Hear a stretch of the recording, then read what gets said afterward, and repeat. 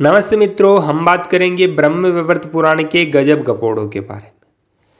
इन स्वार्थी पाखंडी धूर्त लोगों ने योगेश्वर श्री कृष्णचंद्र जी महाराज के चरित्र को कलंकित करने के लिए नवीन नवीन पुराण बना दिए और कह दिया कि पुराण परमात्मा के अवतार व्यास जी ने बनवाए हैं। इन पुराणों में भरपूर गपोड़े हैं। उनमें से एक महत्वपूर्ण गपोड़ा आपके सामने प्रस्तुत है। इस गपोड़े को सुनते ही आपके कानों से पानी निकलने लग जाएगा, आप शर्म करने लग जाओगे। क्या योगेश्वर श्री कृष्णचंद्र जी के चरित्र को इतना कलंकित किया जा सकता है?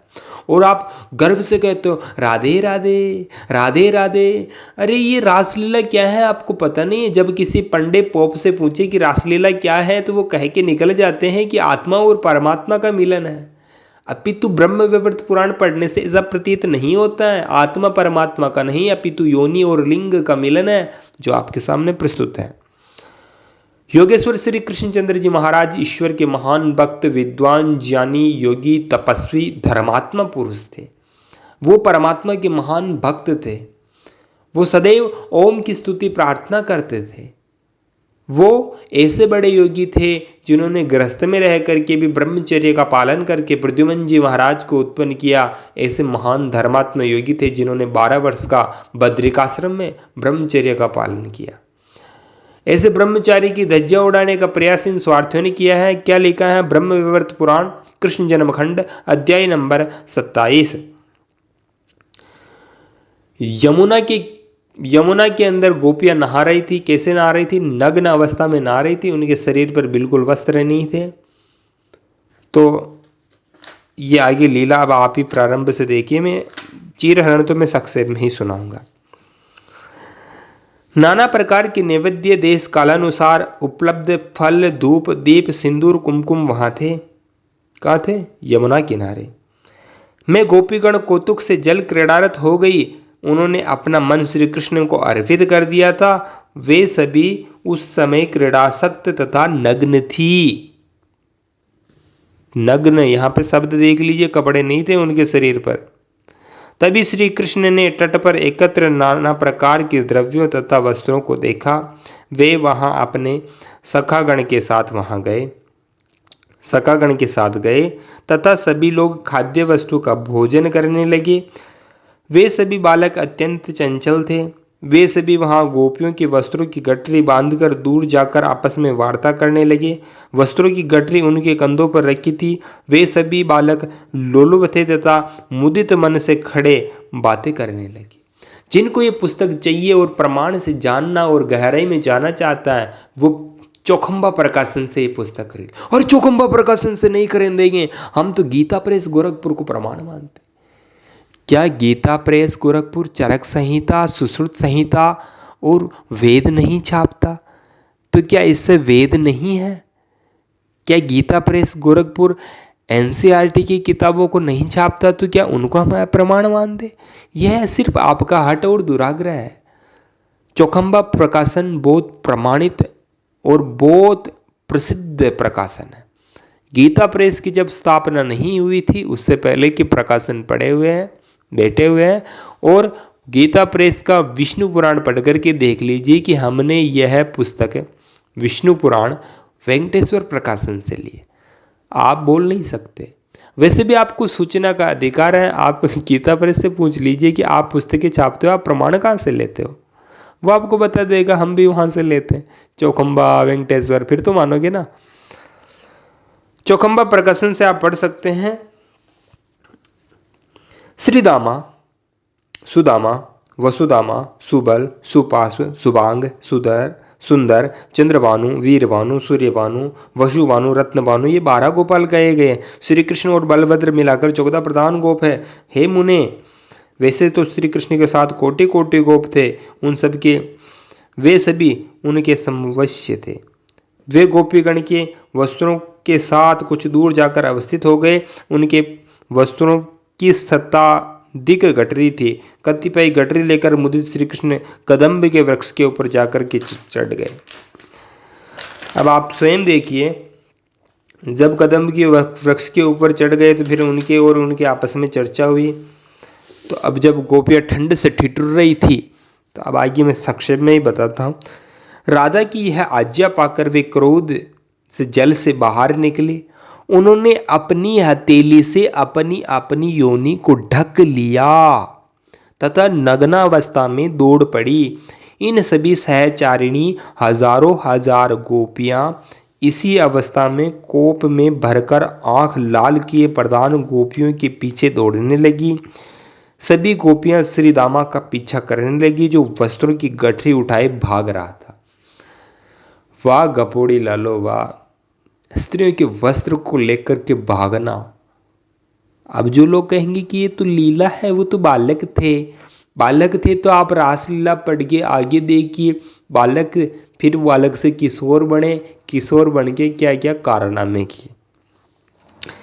भागते हुए श्री दामा वहां आ गया जहां अन्य गोप बालक वस्त्रों की गठरी लिए बैठे थे।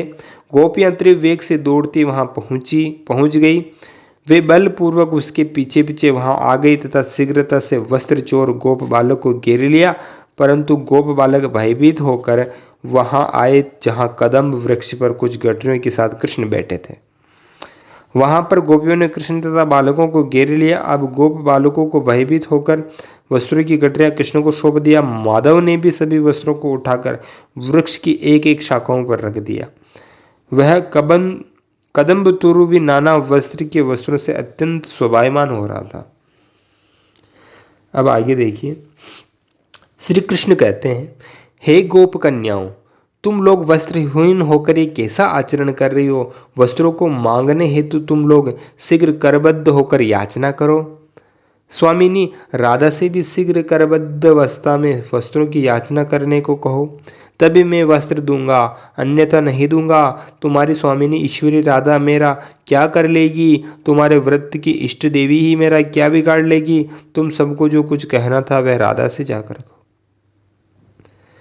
श्री कृष्ण का यह कथन सुनकर वे सभी गोपियां कृष्ण की कनखी को देखते राधा के पास चली गई। वहां जाकर श्री हरि ने जो कुछ कहा वह सब कुछ कह दिया। राधा का संवाद सुनकर राधा काम पीड़ित होकर हंसने लगी। अब ये काम पीड़ित कैसे होते हैं ये तो आगे इसमें ही बताएंगे। मैं मुख्य रूप से बता देता हूँ। इसमें आगे इनके और गोपियों के बीच में क्या शर्त हुई थी, वह शर्त सुनना आपको बहुत ज़रूरी है, क्योंकि शर्त नहीं सुनने के बाद आपको हानि हो सकती है। आज से 3 महीने के उपरांत मनोहर मधुमास की रात में निर्जनस्थ रम्य रास मंडल में वृंदावन के भूमि पर तुम गोपियों सहित हरि के साथ आनंद पूर्वक क्रीड़ा करोगी। प्रत्येक कल्प में तुम श्री हरि के साथ क्रीड़ा करती रहोगी। यह विधाता ने लिख दिया है, उसे अन्यथा कौन कर सकता है। और आगे पूरा बनाऊंगा, बहुत बड़ा वीडियो हो जाएगा, आप खुद पढ़ लीजिए। श्री कृष्ण कहते हैं, अब उनकी शर्त फाइनल हो गई। श्री कृष्ण कहते हैं, हे गोपियों, 3 मास अतीत हो जाने पर वृंदावनस्थ रमणीय रास मंडल में तुम मेरे साथ क्रीड़ा करोगी। क्रीड़ा मतलब कबड्डी नहीं है, वॉलीबॉल लूडो भी नहीं है। क्रीड़ा मतलब संभोग लीला, सेक्स लीला है। जो कहेंगे ना आप झूठ बोल रहे हो, तो हम रास लीला में बता देंगे।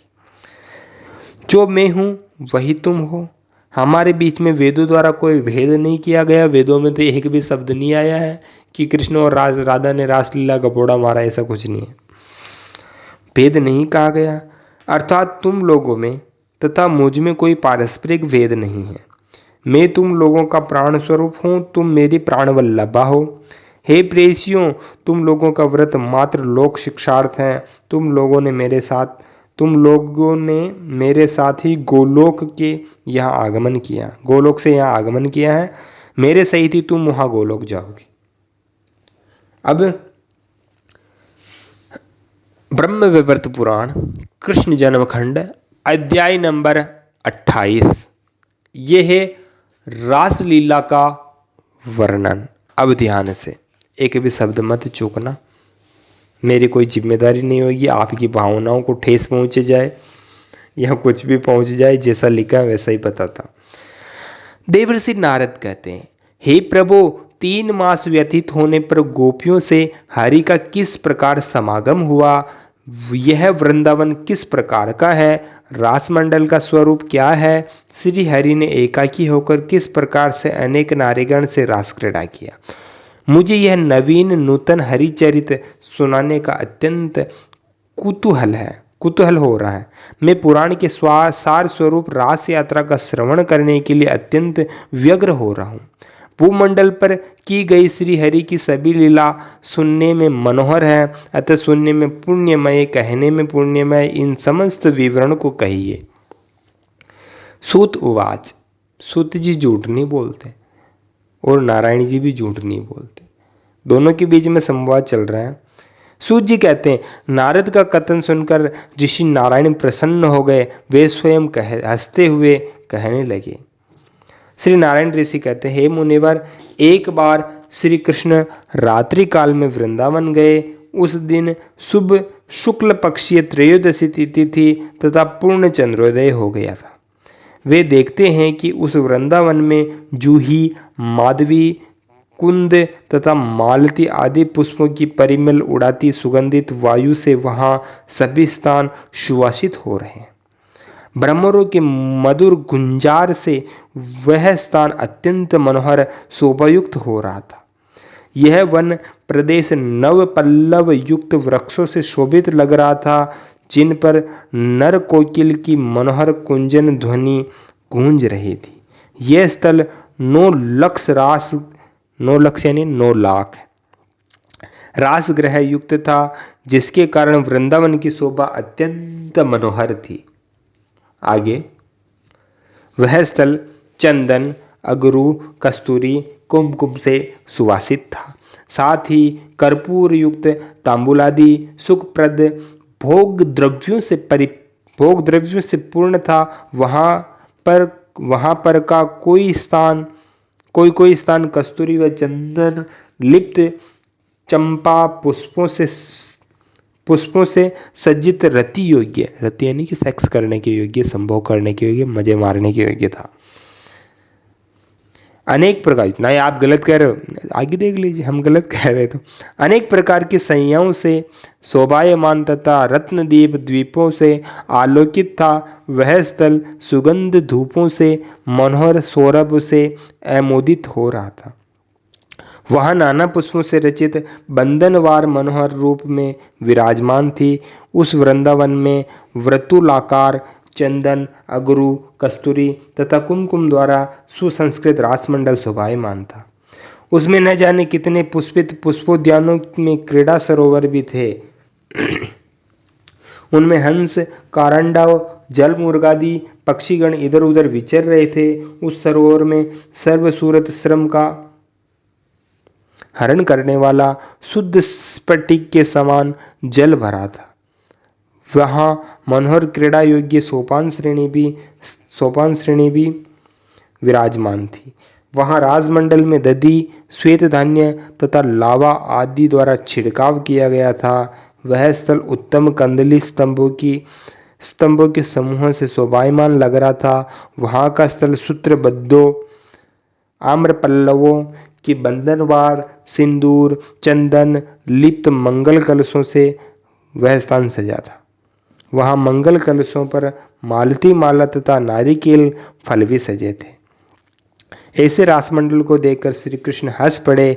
तब मधुसूदन ने कौतुक वसात काम की गोपिका गण की काम वृत्ति बढ़ाने के लिए विनोद साधना रूप मुरली वादन किया। किस लिए किया मुरली वादन? काम की गोपीगण की काम वृत्ति बढ़ाने के लिए, यानी कि उसको हिट पे लाने के लिए। अभी आगे देखिए आप क्या लिखा है। उस मुरली ध्वनि को सुनते ही राधा तत्काल कामातुर हो गई। वे मोहग्रस्त होकर निश्चल वृक्ष की तरह खड़ी रह गई। उसका मन प्राण उस मुरली की तान में लीन हो गया। कुछ क्षणों बाद चेतना लौटने पर उन्होंने पुनः उस मुरली ध्वनि को सुना। तब वे अत्यंत उद्विग्न हो उठी। वे तत्काल उठकर खड़ी हो गई। कभी वे बैठती, कभी उठ जाती। अंततः वे अपना आवश्यक कार्य छोड़कर घर से निकली तथा चतुर्दिक देखने लगी। वे वंश ध्वनि जिधर से आ रही थी उधर जाने लगी। उसके मन में केवल कृष्ण के चरणाविंद ही स्मृति जागृत थी। वे अपने स्वतेज तथा उत्तम रत्नों के सार से निर्मित शरीर पर धारण किए गए वस्त्रों के तेज से चतुर्दिक प्रकाश प्रसारित हो रहा था। राधा की सखियां भी मुरली ध्वनि से त्रस्त होकर अपनी चेतना खो बैठी। वे कुल धर्म त्याग करके निह संग तथा काम मोहित हो गई। वे सभी प्रधान तथा राधा की परम प्रिय 32 गोपी सखियां जो सुशीला आदि नामों से प्रसिद्ध थी, राधा का अनुगमन कर रही थी। हे नारद, अब कौन बोल रहे हैं? सूत जी। जो लोग कहेंगे कि सूत जी झूठ बोल रहे, तो सूत जी तो ऋषि हैं और ऋषि कभी झूठ नहीं बोलते। हे नारद, इन प्रधान सखियों के पीछे इनका अनुगमन करके जाने वाली सखियों की संख्या आदि को मुझसे सुनो। वे सभी आयु रूप गुण में समान थी। सुशीला के साथ तो 16,000, कदम्ब माला के साथ 13,000, कुंती के साथ 10,000, यमुना के साथ 14,000 और जानवी के साथ 9,000, पद्ममुखी के साथ 9,000, सावित्री के साथ 15,000, परिजाता के साथ 10,000 और स्वयं प्रभा के साथ 7,000 और सुखामुखी के साथ 14,000, सुब्रा के साथ 14,000 और पद्मा के साथ भी 14,000, गौरी पद्मा के साथ 14,000 और सर्वमंगला के साथ 16,000, दुर्गा के साथ 16,000, कमला के साथ 13,000, सरस्वती के साथ 13,000 और भारती के साथ 10,000 और अपर्णा के साथ 14,000 गोपियां जा रही थी। ध्यान से सुनिएगा, इस वीडियो का आधा अधूरा मत देखिए। अगर देखना हो आधा अधूरा तो वीडियो ही मत देखिए। वीडियो एकांत में बैठ कर के आराम से ध्यानपूर्वक, बुद्धिपूर्वक, विचारपूर्वक, तर्कपूर्वक देखिए कि लिखा क्या है। कौन कह रहा है ये मत देखो, क्या कह रहा है ये देखो। रति के साथ 10,000, गंगा के साथ 14,000, अंबिका के साथ 16,000 और सती के साथ 13,000, नंदिनी के साथ 10,000 और सुंदरी के साथ 13,000 और कृष्ण प्रिय के साथ 16,000, मधुमती के साथ 16,000 गोपियां गई। चंपा के साथ वह अनुगमन करती 13,000 गोपियां आई। चंदना के साथ उसकी सखी 16,000 गोपियां भी वहां पहुंच गई। वहां सभी एक साथ कुछ पल मुदित होकर खड़ी हो गई। कतिपय गोपियां वहां माला लेकर आई, कुछ गोपियां ब्रजधाम से वहां उत्तम चंदन लेकर, कुछ गोपीगण हर्षित मन से श्वेत चामर लेकर, तो कतिपय गोपियां कस्तूरी लेकर, कुछ गोपीगण केसर लेकर वहां आ गई। इसी क्रम से कुछ गोपियां वहां तांबुल का पात्र यानी पानदान, तो कुछ स्वर्ण तथा वस्त्र लेकर वहां आ गई। कोई गोपियां आनंद पूर्वक चंद्रावली राधा के साथ खड़ी हो गई। वे सभी गोपियां एक ही स्थल पर एकत्र हो गई और उन्होंने हर्षित चित्त से राधा की वेश सज्जा किया और हर्षित होकर वहां से आगे बढ़ने लगी। वे वृंदावन की ओर बढ़ते समय हरि की जय जयकार करती जा रही थी। इस प्रकार वे रमणीय वृंदावन में पहुंची, जहां उन्होंने मनोहर रास मंडल का दर्शन किया।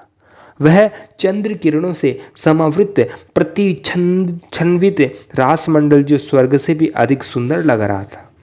वह रासमंडल अत्यंत निर्जन था। वहां अनेक प्रकार के पुष्प खिल रहे थे। वह मृदुमंद वायु के संचार के कारण पुष्पों का सौरभ चारों दिशाओं को आमोदित कर रहा था। गोपिकाओं ने वहां जाकर इस मनोहर प्रदेश को देखा, जो कामिनी स्त्रियों के लिए कामोत्पादक, यानी जो काम की इच्छा करती हैं उनके लिए वो काम बढ़ाने वाला है, काम को उत्पन्न करने वाला है, मुनियों के मन का हरण करने वाला है। वहां नर कोकिलों की कुहूल शब्दायमान हो रही है। वहां पर पुष्पों की पराग मधु का पान करके मदमत ब्रह्मरियों के साथ शब्द गुनगुन का शब्द कर रहे थे। देवी राधा ने गोप बालाओं के साथ श्री कृष्ण के चरण कमलों का चिंतन करते करते शुभ क्षण में रास मंडल में प्रवेश किया और श्री कृष्ण ने उसे देखा। सखियों से घिरी राधिका उसके पास आ रही थी। यह देखकर कृष्ण आनंद मग्न हो गए। देवी राधा रत्नालंकार भूषित, उन्होंने मनोहर वस्त्रों को धारण किया था। उन्होंने नेत्रद्वय तिरछी चितवन वाले थे। वे मदमद हाथी के साथ जा रही थी। वे मुनिगण का भी मन हरण कर सकने में सक्षम थी। वे देवी राधा नव वयस वाली, नववेश धारिणी तथा रूप में मन का हरण करने वाली तथा स्तन नितंब और जंगा अत्यंत स्थूल थे। वैसे मैंने पहले भी कहा है कि पोप जी का ध्यान हमेशा स्थल जंगा की ओर ही रहता है, कि इनका ध्यान स्तन जंगा स्थूल ये इनके बाहर से विश्रांत थी। वे मनोहर चंपक वर्ण कांति युक्ता शारदीय पूर्ण चंद्र ऐसे मुख वाली राधा मालती माला से गूंद वेणी का भार वहन करती जा रही थी। ऐसी राधा ने किशोर वय वाले कृष्ण श्याम सुंदर प्रभु की ओर देखा, जो नव यौवन संपूर्ण रत्न भार से भूषित थे। ये वीडियो इसलिए बना रहा हूँ क्योंकि मैं छोड़ना नहीं चाहता रासलीला को। रासलीला आपको पूरा समझाना चाहता हूँ कि शुरू से ही क्या है, बीच में बताऊंगा आपको कि आपने ये छोड़ दिया वो छोड़ दिया, बता देता हूँ इसने कैसे नग्न करके 9 लाख गोपियों के साथ संभोग किया। देखिए आप, श्री कृष्ण करोड़ों कामदेव की लावण्य से समन्वित तथा मनोहर लीला धाम थे। वे प्रभु भी अपनी प्राणाधिका राधा को देख रहे थे, जो उनकी सतत कटाक्ष से देखती जा रही थी। राधा ने भी इन परम अद्भुत अनुपम रूप वाले विचित्र वेशधारी कृष्ण को अपनी तिरछी चितवन युक्त नेत्रों के कोण से बारंबार देखा। तदंतर उन्होंने लज्जा के साथ अपने मुख का आंचल दे ढांप लिया। वे इस दर्शन से कामवाण से पीड़ित अत्यंत विभोर हो उठे और उनके सभी अंग पुलकित हो उठे। वे एक प्रकार से अपनी चेतना सुध बुध खो बैठी। इस प्रकार क्रीड़ा सरोन्मुख हरि भी राधा के कटाक्षपात से तथा काम बाणों से आहत होकर सुध बुध खो बैठे। तथापि वे भूपतित न होकर शुष्क वृक्ष ऐसे निस्पंद खड़े हो रहे थे। उनके हाथों में स्थिर मुरली भूपतित हो गई। उज्जवल क्रीड़ा कमल भी गिर पड़ा। उनके कंधे वाले पीतांबर तथा सिरस्त मोरपंख भी खिसक गया। अब लिप लोक चलेगा आगे। क्षण काल के अनंतर श्री हरि ने प्रबुद्ध होकर चेतना प्राप्त करके राधिका के पास जाकर उनके हृदय से लगाया और उनका आलिंगन और मुख चुंबन किया। उनका आलिंगन, बाहों में पकड़ के फिर मुख का चुंबन किया। जो कहेंगे नहीं नहीं बाहों में नहीं पकड़ा, डायरेक्ट, अरे कैसे भी, अब आना तो तुम्हें यहीं पर ही है। फिर आप देखो कैसे क्या हो रहा है। यह स्थिति ऐसी थी कि कृष्ण ने राधा का मन और राधा ने कृष्ण का मन हर लिया। इनके पश्चात अब आपके बस होश नहीं खो जाए कहीं, आप अपना ध्यान रखिए, वीडियो को ध्यानपूर्वक देखिए, अब बहुत खतरनाक है। रसिक प्रवर कृष्ण राधा के साथ रति गृह में गए। रति यानी संभोग का घर। अब आगे, वह रतिगर रत्न दीपकों की प्रभा से दीप्त था। वहां अनेक रत्न दर्पण शोभित थे। वहां की सैया चंदन चर्चित मनोहर चंपा पुष्प से सज्जित थी। वह रतिगृह कर्पूर युक्त तांबुलों व भोग द्रव्यों से परिपूर्ण था। वहां कृष्ण मुदित होकर राधा के साथ विराजमान हो गए। वहां राधा द्वारा प्रदत्त तांबुल का चरवण कृष्ण कर रहे थे और कृष्ण द्वारा प्रदत्त तांबुल का चरवण राशेश्वरी राधा मुदित मन से कर रहे थे। दोनों एक दूसरे का चूट्टा खा रहे थे। श्री कृष्ण प्रभु ने तब अपनी चर्चित तांबुल मुदित मन से राधा को प्रदान किया। उस कृष्ण चर्वित तांबुल को कामतुरा राशेश्वरी ने भक्ति पूर्वक प्रसन्न होकर हंसते हुए तत्काल चबा लिया। पहले कृष्ण ने मुंह में चबाया, फिर राधिका ने, फिर कृष्ण ने, दोनों ऐसे चल रहे थे। तदंतर श्री कृष्ण ने राधा द्वारा चबाए गए तांबुल को प्रसन्न चित्त से मांगा, परंतु राधा ने उसको वह नहीं दिया और भयभीत होकर कृष्ण के चरण कमलों में गिर पड़ी। तब श्री हरि काम के उद्रेक होने के कारण काम क्रीड़ा हेतु राधा के साथ उसी रति सैया पर शयन करने लगे। अब देखिए, तत्पश्चात ऋषिकेश्वर हरि विपरीत रति आदि 8 प्रकार के श्रृंगार तथा नक दंत तथा हाथ के श्रृंगार शास्त्रोक्त प्रहारादि से यथोचित काम क्रीड़ा करने लगे। जो लोग कहेंगे ये काम क्रीड़ा नहीं है, ये लूडो खेल रहे थे, वो कबड्डी खेल रहे थे, तो उनके सामने और आगे क्या नंग तड़ंग होकर के कबड्डी खेली जाती है। वो देखिए, काम शास्त्र में जो सुगुप्त तथा कामिनी गण का मन हरण करने वाले तथा अष्टविधा चुंबन वर्णित है, उसका भी प्रयोग रसिकेश्वर कृष्ण ने किया। तदंतर कामतुरा कृष्ण ने अपने अंगों को राधा के अंग से सटाकर, अब कैसे सटा करके, क्या कबड्डी चल रही थी, सटाकर राधिका का उस प्रकार आलिंगन किया जिससे कामुकी नारीगण हेतु सुखप्रद कहा गया। आगे, कृष्ण तथा राधा ये दोनों श्रृंगार व कामशास्त्र के पारंगत थे। इन दोनों का रति युद्ध समाप्त नहीं हो रहा था। कबड्डी लूडो नहीं है, भूल कर दिया आपने, पाखंडी की बातों में आ गए। इस प्रकार वहां स्थित प्रत्येक रतिग्रह में जो रास मंडल में स्थित है, श्री हरि ने अपनी नाना देह रचना करके, सुनना ध्यान से, नाना देह रचना करके प्रत्येक गोपांगनाओं के साथ रति क्रीड़ा संपन्न किया। उस समय कृष्ण गोपरूप थे। उन्होंने रति ग्रह के भीतर रति क्रीड़ा संपन्न करके बाह्य प्रदेश में भी गोपियों के साथ अन्य अन्य प्रकार की क्रीड़ा किया। 9 लाख गोपियों हेतु कृष्ण ने 9 लाख गोप का रूप धारण किया। इस प्रकार सब मिलकर 18 लाख गोप गोपिकाओं का समावेश इस रास मंडल में हुआ। इन सब के केस मुक्त थे, यानी कि सभी के केस खुले थे। कितने? 9 लाख प्लस 9 लाख 18 लाखों के, जिसमें से 9 लाख तो कृष्ण के अवतार हुए और बाकी सब गोपियां थी। एक कर नहीं सकते ना, एक से सब कुछ होगा नहीं, इसलिए 9 लाख और लिए। ये नग्न भग्न आभूषण वाले, बिखरी वेशभूषा वाले, काम वेश में मत तथा सुध बुद्ध खो बैठे थे।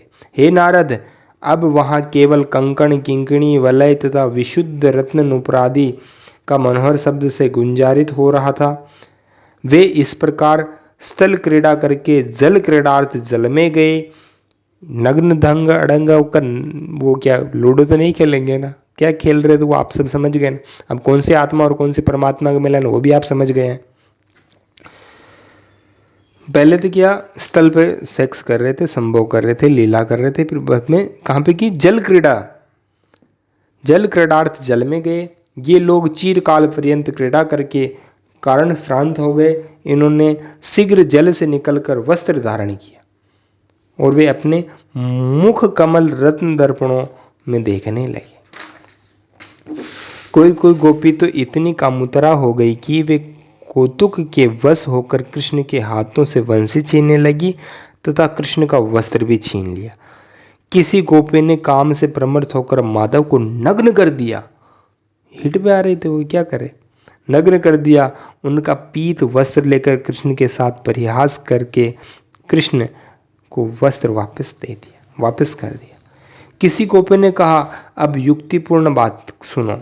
यह कहकर उन्होंने स्वामी कृष्ण को पकड़ा और उनके कपोल तथा बिंब फल के समान रिक्तिम अधरोष्ट का चुंबन लेकर उसका बारंबार आलिंगन करने लगे। जो लोग कहेंगे कि बॉलीवुड ने लिप किस करना सिखाया, उससे पहले लिप किस कौन करता था? भागवत वाले, ब्रह्म वैवर्त पुराण वाले गपोड़ी लाल करते थे। धज्जियां उड़ा दी इन्होंने योगेश्वर श्री कृष्णचंद्र जी की। इन स्वार्थियों को शर्म नहीं आती। इन्होंने क्या कहा है?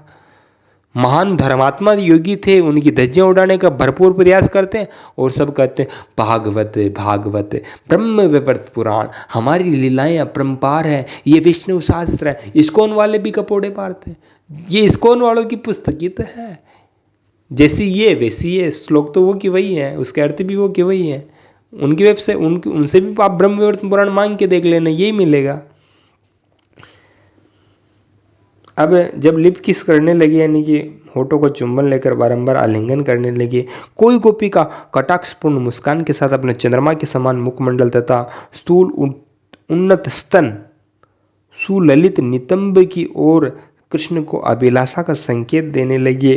किसी गोपी ने कृष्ण का हाथ पकड़कर उसको अपनी जांघ पर बैठा लिया तथा मालती माला से कृष्ण ने का जूड़ा गूंथने लगी।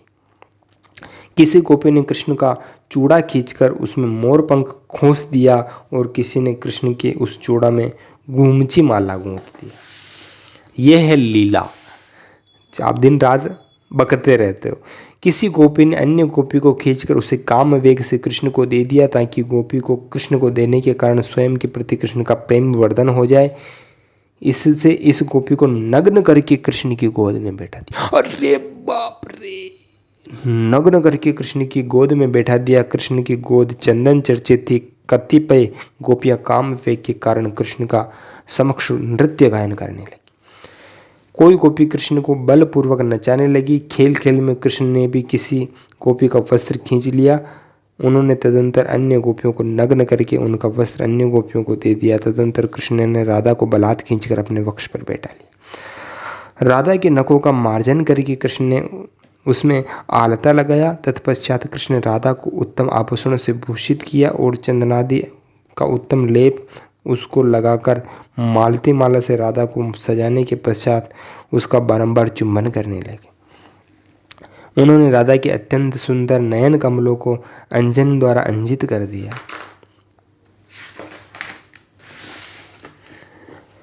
कृष्ण ने राधा की नासिका से उत्तम गजमुक्ता पहनाया। तदंतर रति क्रीड़ा करते हुए कृष्ण ने देवी राधा की श्रोणी पर स्तनद्वय को नक्षत चिन्हांकित कर दिया। इन्होंने अपने दांत से राधा के पक्के बिंब फल के समान अधरों का दर्शन भी उस समय किया। इस प्रकार वहां सरोवर के अत्यंत रम्य तट पर जल और क्रीड़ा करने के अनंतर रास मंडल में यह सब क्रीड़ा किया। तदंतर रासेश्वर कृष्ण ने रास मंडल में पूर्ण रास किया। उस समय बाहर चंद्रोदय हो गया था।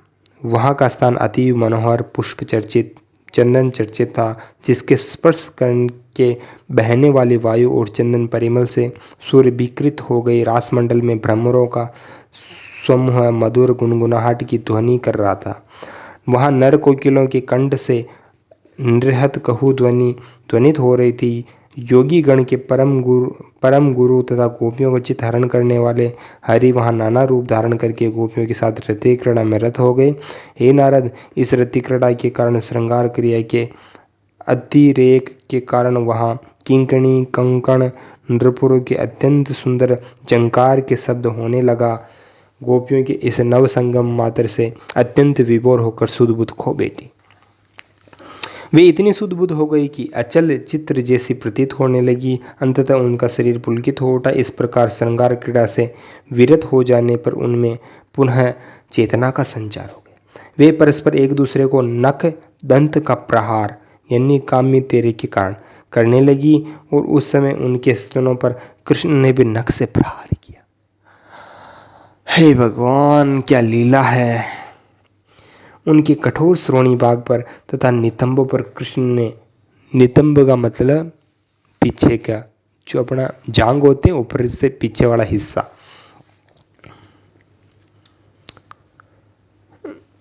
उनके स्तन व कृष्ण पर नख प्रहार किया और उनके श्रोणी भाग तथा नितंबों पर कृष्ण ने नक्षत यानी नाखून से उनको काटा, चिन्ह कर दिया। वे गोपीगण के निवि बंधन खिसक गए तथा जूड़ों पर बंदी किंगणी छोटी छोटी घंटियां ढीली पड़ गई। गोपियों की कमर पर बंदे सुंदर वस्त्र खिसकने लगे। उनका अत्यंत मनोहर सुवेश भी बिगड़ गया। अब ऋषिकेश्वर कृष्ण ने उनका 9 प्रकार से काम शास्त्रोक्त आलिंगन करके अष्टविध चुंबन किया। प्रभु श्री कृष्ण उस समय अत्यंत मुदित थे, यानी कि 8 प्रकार से उनके साथ सेक्स किया, 9 प्रकार से सेक्स किया और मजे मारे, खूब आनंद लिया। ये भगवान की लीला है। ये भागवत वाले और ब्रह्मवैवर्त पुराण वाले और ये वैष्णव लोग हैं, ये इसको मानते हैं। ये कहते हैं हमारे भगवान तो सेक्सी हैं, हमारे भगवान तो बदमाश हैं। वे कामुक प्रवर श्री हरि ने कामुक की गोपिकाओं के अंगों को अपने अंगों से सटाकर तथा अपने प्रत्यंगों को गोपियों के प्रत्यंगों से स्पर्शित करते हुए उनका प्रगाढ़ आलिंगन किया। काम शास्त्र में विद्वत नारीगण की श्रृंगार कला भेदानुसार जिस प्रकार श्रृंगार भेद से अवगत है, वहाँ प्राकृत श्रृंगार रति 12 प्रकार के हैं। विपरीत रति 4 प्रकार की हैं। श्रृंगार शास्त्र में निरूपित तथा कृष्ण तो इनके भी अधिक श्रृंगार कलात्मक क्रीड़ा द्वारा गोपीगण के साथ विहारत थे। काम क्रीड़ा के प्रारंभ में तथा काम क्रीड़ा के मध्य काल में तथा काम क्रीड़ा के अवसान काल में विधि काम शास्त्र में निरूपित है। श्री कृष्ण ने तो उन कामी ललनाओं की प्रीति के लिए सब अपेक्षित कही है। उनकी क्रीड़ा संपन्न किया है। उन गोपियों के साथ क्रीड़ा करते समय श्री कृष्ण ने गोपियों के कंगन का चिन्ह तथा गोपीगण के पैर का आलता का चिन्ह लग गया है। इनसे प्रतीत होता है कि मानो कोई पर्वत घेरू से शोभायमान हो गया है। इस प्रकार से रासमंडल में पूर्ण रास क्रीड़ा होने लगी। ये है रासलीला, कितनी जबरदस्त है। आपके सामने इस पूर्ण रास में अनुचर गण तथा परिवार गण के साथ कौतुक में भरकर सभी देवगण आ गए। अब देवता भी आए। वे सभी स्वर्ण के रथ पर बैठे थे। वे सभी देवगण काम बाण से प्रपाड़ित और रोमांचित अंग वाले थे। उन समय ऋषि वृंद, मुनि वृंद, सिद्ध, पितृगण, विद्याधर, गंधर्व, यक्ष, राक्षस, किन्नरगण सभी रास क्रीड़ा के अवलोकनार्थ हर्षित होकर आए। वे सभी रासलीला देखने लगे। वे सभी सपत्नीक आए तथा अत्यंत प्रसन्न हो गए। उस समय दिव्य स्वर्ण निर्मित मणियों तथा रत्नसार से निर्मित उपकरण युक्त मनोहर अग्नि के समान उज्ज्वल शुद्ध वस्त्रों से वेष्टित श्वेत चामर तथा उत्तम रत्न दर्पणों से सज्जित 100 चक्रों पर ये जो है जो अब आपके सामने है। अब थोड़ा छोड़ के आगे बता देते हैं। वे सभी पूर्ण ब्रह्म सनातन कृष्ण ने स्थल पर रास क्रीड़ा को समाप्त करके यमुना जल में प्रवेश कर दिया और श्री कृष्ण की माया से निर्मित उनके सभी रूप गुण युक्त जितनी कृष्ण की मूर्तियां थी वे सभी यमुना में प्रविष्ट हो गई। अर्थात श्री कृष्ण रूपा जितनी माया थी वह गोपीगण के साथ यमुना में चली गई। वे सभी कृष्ण मूर्तियां काम पीड़िता गोपीगण के साथ मुदित मन से जल क्रीड़ा करने लगी। उस समय काम भावयुक्त कृष्ण ने राधिका पर जल छोड़ा और कामार्थ राधा ने कृष्ण पर 3 अंजलि पर जल छोड़ दिया। तब कृष्ण ने राधा का वस्त्र, अब ध्यान से सुनना, तभी कृष्ण ने राधा का वस्त्र बलात् उतारकर, जबरदस्ती उतारकर उसको नग्न कर दिया। कृष्ण ने राधा की माला तोड़कर उसका जोड़ा ढीला कर दिया। जल के छींटों से कृष्ण ने राधा की सिंदूर पत्र रचना को धो दिया। इससे राधा की वेशभूषा जल प्रहार के कारण ध्वस्त हो गई। उनकी भौहें विचित्र लगने लगी। ओठों पर लगी लालिमा और नेत्र पर लगा काजल भी इस प्रकार के छींटों से लुप्त हो गया। तत्पश्चात नग्न हो गई राधा। अरे बाप रे, अब जो लोग कहेंगे कि गलत है तो संस्कृत में लिखा है ताम च नग्ना, अपने आलिंगन में बांधकर जल के भीतर खींच ले गए। वे जल के भीतर ही राधा के साथ क्रीड़ारत हो गए।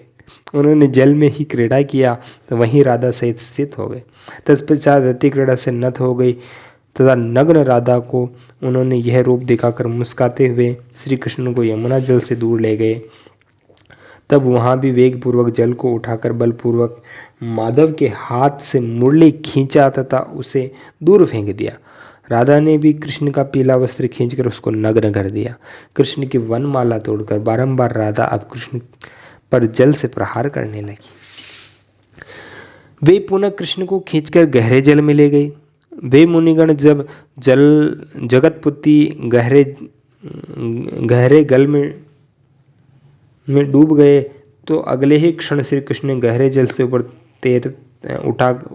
उतार कर हंसते हुए राधा को पकड़ा और राधा को अपने वक्ष से लगाकर बारंबार चुंबन किया, लिप की। अब लिप किस तो इनका विधान है। इस प्रकार वहाँ जितनी गोपियाँ कृष्ण की पति रूपमय मूर्तियाँ थी वे मूर्तियाँ सभी प्रकार का कौतुक एक एक गोपी से करने लगी। इस प्रकार यमुना तीर पर मनोहर जल क्रीड़ा होने लगी। तत्पश्चात नग्न स्थिति में कृष्ण राधा दोनों तट पर जाकर एक दूसरे को परंपरागत अपने वस्त्र मांगने लगे। अंततः माधव ने राधा को वस्त्र प्रदान किया और राधा ने वस्त्र उनको लौटा दिया। कृष्ण ने राधा की उस रम्य माला को वापस कर दिया और रासेश्वरी राधा ने भी हर्षपूर्वक कृष्ण की वंशी भी उनको दे दिया। राधा ने अपनी जांघ पर आसीन कृष्ण के सर्वांग को भक्तिभाव से चंदन, अगरू, केसर, कस्तूरी के लेप से चर्चित कर दिया। तदंतर कृष्ण ने राधा की कामिनी चित मोहन चूड़ा बनाकर उनके चारों ओर मालती माला गूंथ दिया।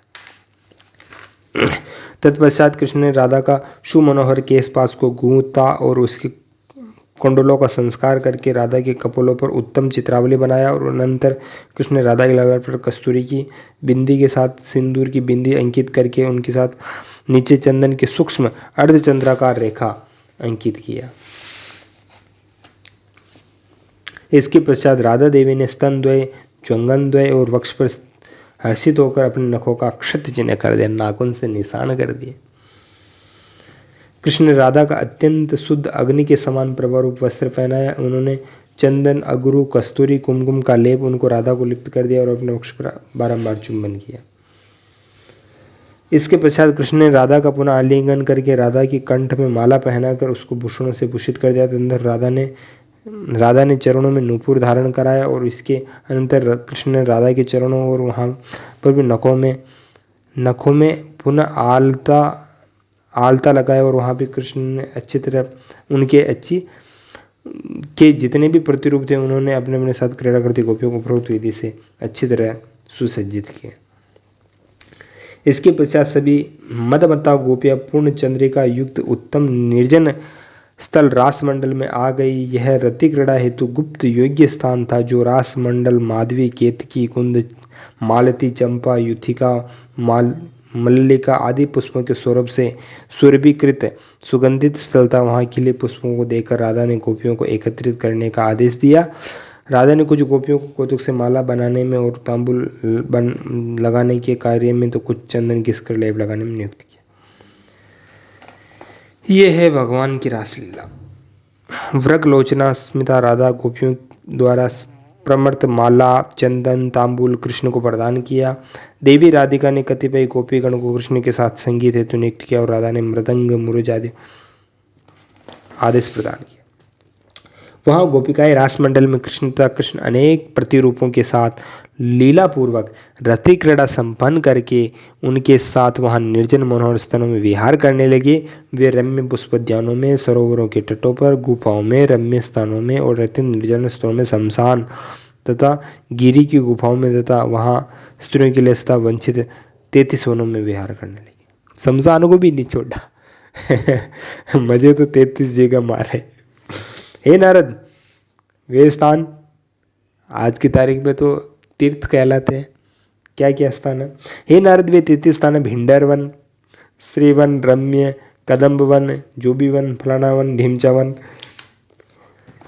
ये है रासलीला। अब आगे का अध्याय नंबर 29 में कुछ और गपोड़ा लिखा, वो भी बता देते हैं। अष्टावक्र का मोक्ष तथा अष्टावक्र कृत श्री कृष्ण का स्रोत। हे नारद, कोई गोपी काम वासना से विवश होकर कृष्ण का गूढ़ संकेत करके अपने मनोगत भावों को व्यक्त करती हैं। वह मैथुन क्रीड़ार्थ कृष्ण के हास्य से खिले मुख कमल की ओर एकटक देखती रहती हैं। कोई उद्धृत गोपी बलपूर्वक माधव को खींचकर उनकी मुरली छीनती है और कृष्ण का पहना पीत वस्त्र उतारकर नग्न करके हंसने लगी।